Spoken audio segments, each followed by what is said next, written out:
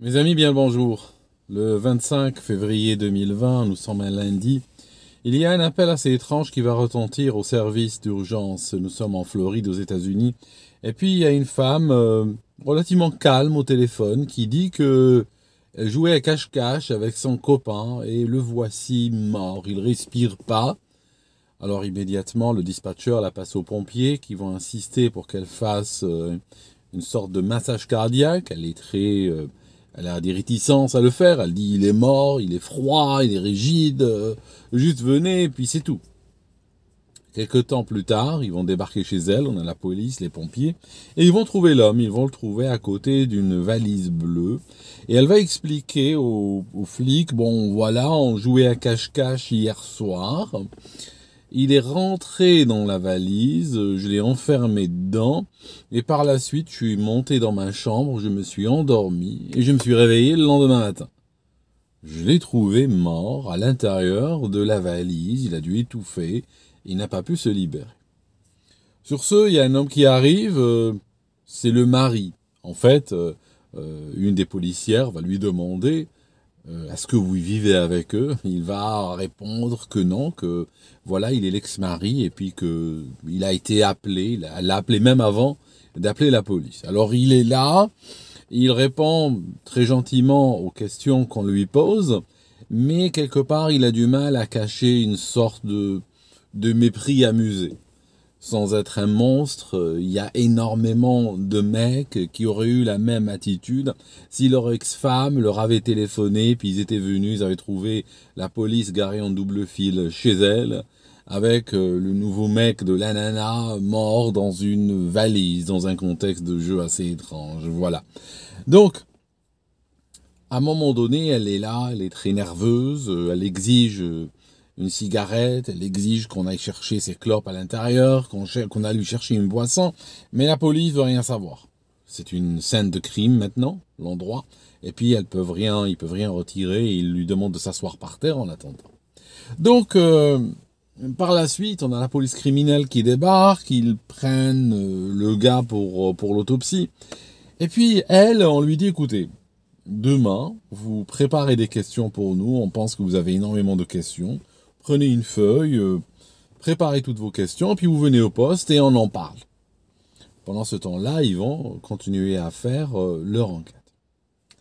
Alors le lendemain, elle débarque chez eux, très sagement, elle l'a accueillie et elle commence à discuter avec elle. Alors elle explique que, voilà, il jouait à cache-cache et elle a planqué là-dedans, ce qui est un petit peu étrange parce que le jeu de cache-cache, tous les humains l'apprennent quand ils ont 2, 3 ans, et puis ils se basent sur le fait que la personne se cache sans qu'on la voie. Alors que là, c'est elle qui l'a mise dans la valise et elle l'a fermée. En tout cas, elle dit que, bon, voilà, ils ont bu un petit peu, au départ elle nie, alors que son mari, son ex-mari en tout cas, explique qu'elle a une tendance, d'ailleurs même sa tête, elle a une mine de quelqu'un qui boit au kilomètre de toute manière, ça se voit dans son phrasé, dans son attitude, on a clairement une personne qui est très portée sur ce genre de substance. En tout cas, à l'intérieur du poste, elle fait de temps en temps le coup de la pleurniche. Il me manque, ça fait déjà un jour que je suis sans lui. Ask everyone. I helped him. I took care of him. I miss him a lot, and I didn't even sleep last night.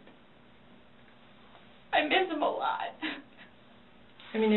Et en fait, progressivement, la police va déterrer un certain nombre d'éléments, c'est-à-dire qu'ils vont vite remarquer que ce couple-là n'avait pas une vie aussi idyllique qu'elle disait. Par exemple, à de nombreuses reprises, elle a téléphoné à la police en disant qu'il l'avait battue. À plusieurs reprises, lui c'est un criminel de carrière, à plusieurs reprises il avait été emprisonné, elle avait été le sortir, en particulier en retirant ses plaintes. Donc c'était une relation houleuse en vérité. Mais il y a quelque chose qui sera trouvé dans le téléphone de la femme, qui va complètement chiffonner la police. C'est un détail, je vais vous le montrer, je vais vous montrer cela. Donc c'est très particulier, mais je pense que ça vaut la peine d'être regardé. C'est ce détail-là qui a rendu les flics suspicieux sur la thèse de l'accident qui a été défendue par Madame Sarah Boone.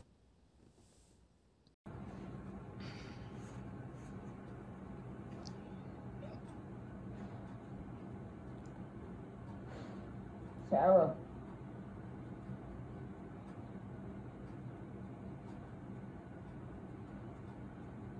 For everything you've done to me. Sarah. For everything you've done to me. Sarah. Fuck you.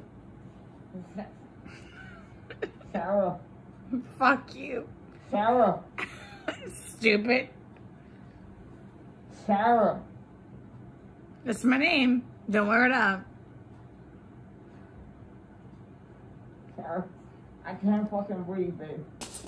Donc ce qu'on voit dans la vidéo qui avait été prise la veille au soir, la veille donc de l'appel au service d'urgence, on voit Monsieur George Torres, le copain de Sarah Boone, dans une valise. On ne le voit pas mais on entend sa voix. Il l'appelle, lui demande de le libérer. Elle lui dit voilà, je te fais ça en retour de tout ce que tu m'as fait. Elle le traite de stupide, elle l'insulte pendant qu'il est en train de supplier pour être libéré de cette valise. En fait, ils ont trouvé 2 vidéos.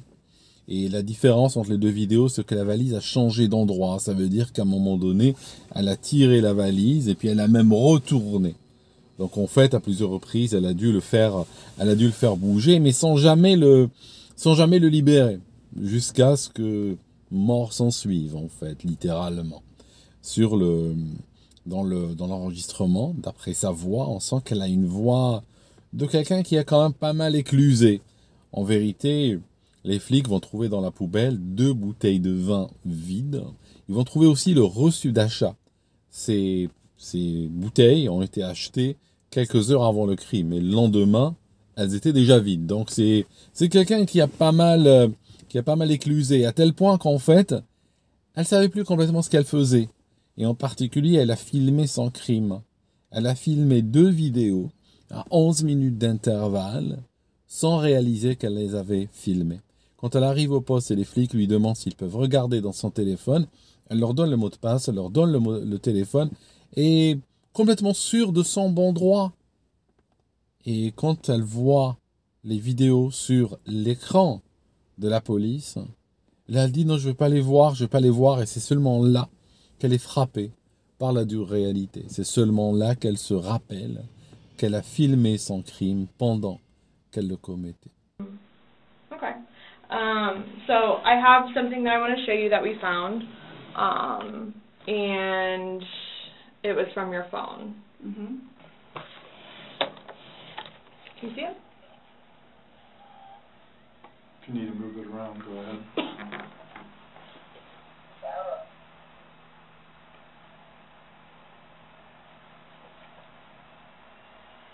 No, I don't remember that. For everything you've done to me.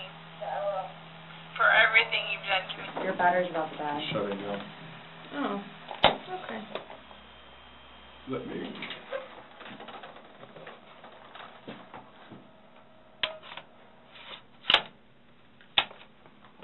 The battery doesn't last very long. Yeah, it used to last a lot longer than that. I don't know what happened. Okay. Let me just grab something. All right.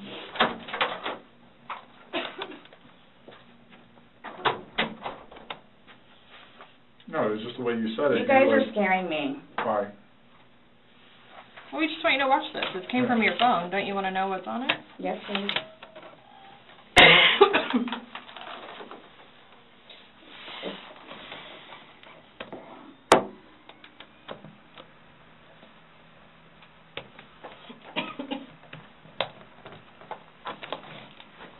Is it long? Because I don't know how much I can take. No. I don't know how much I can take. I don't know how to find your...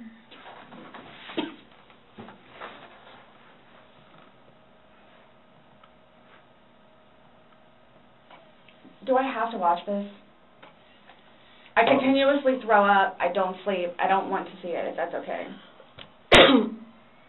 Well, it's on your phone, and you can either explain it or we take it for what it is. Yeah.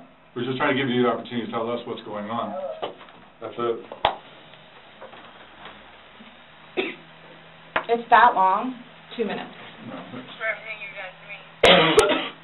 For everything you've done to me. Fuck you. And this Fuck is, you. that's you, your voice. Stupid. That's my name.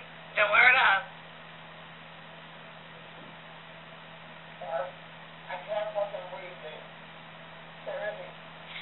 Yeah, that's when you do when you choke me.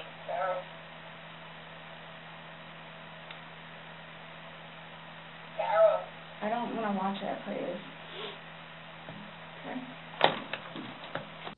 En tout cas, Madame Sarah Boone devait être jugée en avril 2023.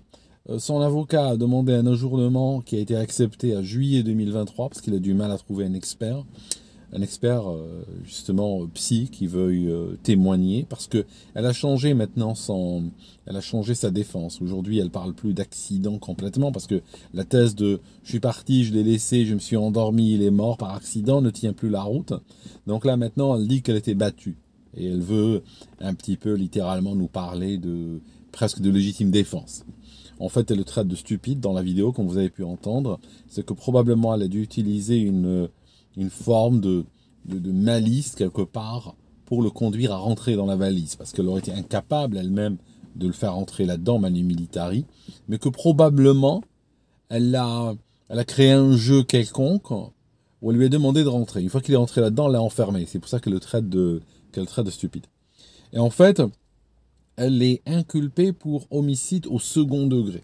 Alors la différence entre second et premier degré, c'est que dans le second degré, il y a un moindre élément de préméditation. Et aussi, les peines encourues ne sont pas les mêmes. Donc le premier degré en Floride peut aller jusqu'à la peine de mort qui serait sur la table. Le second degré, ça dépend si une arme à feu a été utilisée ou pas. Comme il n'y a pas d'arme à feu, eh bien, le second degré peut donner au minimum 15 ans de prison, au maximum une peine à perpétuité. Alors que par exemple, si une arme à feu avait été impliquée, la peine minimum au plancher aurait été de 25 ans, pas de 15. Donc voilà mes amis, je ne peux pas vous dire ce qui va se passer, je ne peux pas vous donner sa peine ou à quoi elle a été condamnée, parce qu'elle est toujours en instance de jugement. Je ferai une autre vidéo sur ce dossier quand il y aura plus d'informations, probablement cet été, quand le jugement tombera, quand le verdict sera sur la table. Merci en tout cas d'avoir suivi jusque-là et on se voit dans une autre vidéo.